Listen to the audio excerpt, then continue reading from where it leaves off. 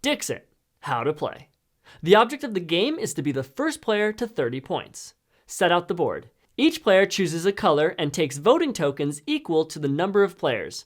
Make sure they are sequential, starting with number 1. Place each player's colored rabbit marker on the start square. Shuffle the cards and deal 6 to each player. Be sure to keep your cards hidden. Each round, one player is the active player. The active player picks one card from his hand and describes it with as much or little detail as they choose. Descriptions can be a part of a poem or song, a movie title, a proverb, a noise, a word, a sentence, anything you want. Every other player then picks a card from their hand that they think closely matches the active player's description. These cards are placed face down on the table, and once all have been received, the active player shuffles them and flips them over, revealing them to all the players. The cards are placed in the spaces next to the board, starting with number 1. Every player, except the active player, now uses their voting token to secretly pick which card, corresponded to by the number it's on, they think is the active player's. You are not allowed to vote for your own.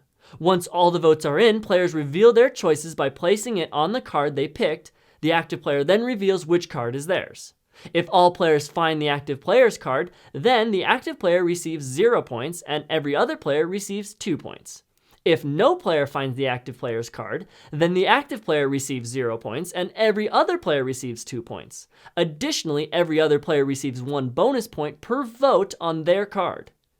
If at least one player, but not all the players, finds the active player's card, then the active player receives 3 points and each player who found the active player's card receives 3 points. Additionally, every other player receives 1 bonus point per vote on their card. Move your score token up 1 for each point you received. Discard the used cards and every player draws until they have 6 cards back in their hand.